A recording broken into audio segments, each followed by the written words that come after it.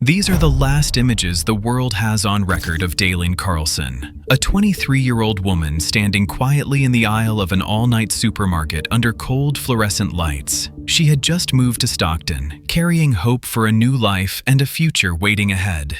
There was no screaming, no struggle, only the ordinary rhythm of a late night. The man walking beside her was not a stranger, but someone she had once trusted. Hours later, emotionless cameras would uncover a truth buried for months. Stockton, California, in 2011, was a city growing at a rapid pace. New residential neighborhoods were rising constantly, drawing waves of young people seeking education and work. Growth brought opportunity, but it also concealed many hidden corners. To Dalene Carlson, Stockton was not a dangerous place. To her, it symbolized a new beginning. Dalene left her hometown, hoping to pursue her studies and build an independent life. She moved in with her Aunt Maggie and her cousin Cecily. Their home was located in a quiet residential neighborhood, away from the noise of the city center. Dalene quickly adapted to her new environment. She was not reckless or irresponsible. People who knew her described Dalene as a serious and responsible student. She stayed in regular contact with her family. She had clear plans for her future.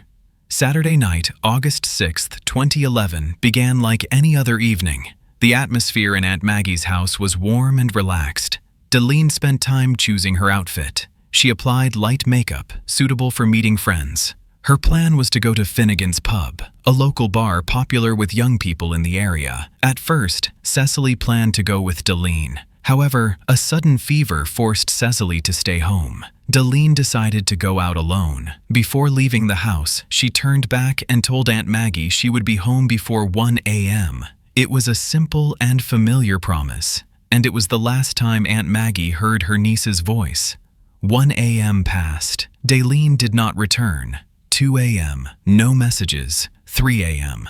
The phone still went unanswered. Aunt Maggie repeatedly called Dalene's number. Each call ended with long, hollow ringing tones. Initial concern gradually turned into panic. The next morning, Aunt Maggie contacted the Stockton Police Department to file a report. The police response at first was cautious. Dalene was 23 years old. She might have simply stayed out overnight. There were no clear signs that a crime had occurred. However, the family's instincts told them something was wrong. Dalene had never disappeared without making contact. When Dalene still did not appear and could not be reached, the case was considered suspicious.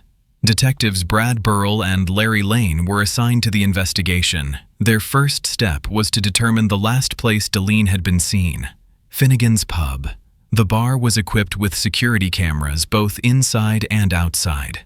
The detectives began carefully reviewing each frame.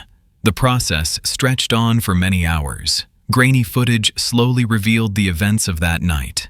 At 12:41 a.m., Dalene appeared back inside the bar. Earlier, she had stepped outside for a short period.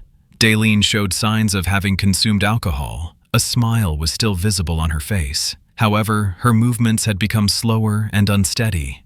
In the crowded and noisy bar environment, a woman alone while intoxicated became more vulnerable. 7 minutes later, at 12:48 a.m., the camera captured a moment that caused detectives to pause and replay the footage repeatedly.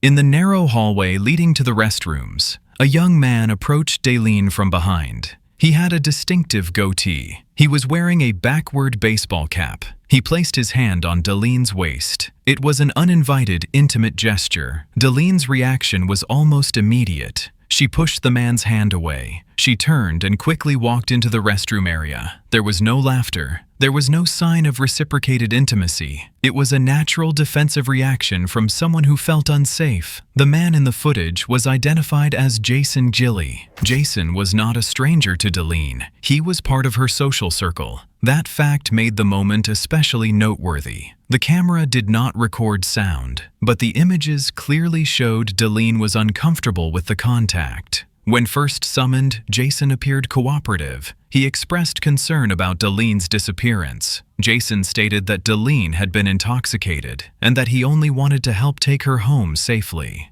According to Jason, Dalene refused his offer. He said he left the bar around 1 a.m. to care for his sick brother. Jason claimed his grandmother could confirm that he arrived home at 1:30.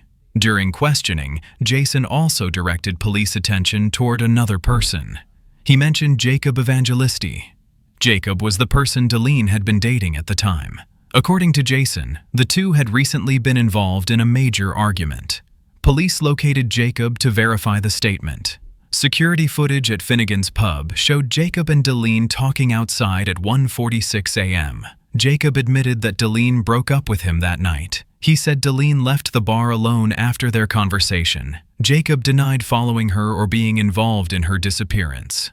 Another name surfaced during the investigation: James' cousin. Jacob stated that James was the last person to see Dalene. However, James had a clear alibi. He was traveling with a church group in another city at the time Dalene disappeared. Still, James provided an important detail to detectives. He said Dalene had texted him that she was going to an after-party after leaving the bar. This clue forced detectives to reconsider their initial theory. Dalene may not have ended her night when she left Finnegan's pub. The investigation stalled briefly. There was no direct evidence implicating anyone. Detectives decided to expand their camera search beyond the bar area. They reviewed convenience stores, parking lots, and gas stations nearby. The Food for Less grocery store, located not far from Finnegan's pub, became a key location. Security cameras there recorded footage at 1:31 a.m. Dalene entered the store. Walking right beside her was Jason Gilley. The two moved together through the aisles. They selected items. They paid. They then left the store at the same time. This moment completely shifted the direction of the investigation. Jason's initial statement no longer aligned with the video evidence. According to him, he had gone home at 1 a.m. But the camera showed he was still with Dalene at 1:31. Jason was summoned for a second interview. This time, detectives confronted him directly with the CCTV footage. Jason began changing his story. He admitted that he and Dalene went to Food for Less together. He said that afterward he drove her near her home. Jason also claimed that the two had engaged in sexual activity. This detail raised serious questions about his true motives. Jason's account continued to shift with each question. However, one crucial element was still missing to close the case: Dalene's body. Meanwhile, Detective Larry Lane continued reviewing footage from gas stations on the southern edge of Stockton. A video recorded at 11 a.m. on Sunday drew particular attention. Jason appeared at the gas station alone. His clothes were stained with dirt. He looked exhausted and disheveled. Jason walked around his vehicle. He opened the passenger door. He checked inside. He then slammed the door shut. He opened it again moments later. This behavior did not resemble a routine fuel stop. Detectives noted this unusual detail. In October 2011, a farmer discovered a body in a remote cornfield. The location was approximately 20 miles south of Stockton. The body was identified as Dalene Carlson. Due to the passage of time and harsh environmental conditions, the remains were heavily decomposed. However, forensic experts were still able to determine the cause of death. Dalene had been shot multiple times with a .22 caliber firearm. The final shot was fired into the back of her head at close range. At the scene, police recovered multiple .22 caliber shell casings. Shortly afterward, police received an anonymous tip. The caller reported that Jason Gilley owned an unregistered .22 caliber handgun. Police executed a search of Jason's residence. The firearm was recovered. Ballistic testing was conducted shortly afterward. The results showed that the markings on the shell casings matched Jason's gun. The chain of evidence began to come together. Jason Gilley was arrested and charged. At trial, prosecutors presented the full course of the investigation. They relied on CCTV footage from Finnegan's pub. They relied on video from Food for Less. They relied on footage from the gas station, and they relied on indisputable ballistic evidence. Cold, silent images told the entire story. Jason Gilley was sentenced to life in prison without the possibility of parole. The case of Dalene Carlson was not just a homicide. It was a story of misplaced trust. It was a story of warning signs appearing in fleeting moments. Security cameras could not intervene, but they revealed the truth when people could not. This story serves as a clear reminder. Instinct exists to protect us. When a sense of unease appears, even for a moment, it must be heard. No politeness is worth more than personal safety. No relationship is worth trading a life for. Dalene Carlson did not get a second chance, but her story may help others avoid a similar tragedy. Thank you for watching. Stay alert and protect yourself. We will see you again in the next case file.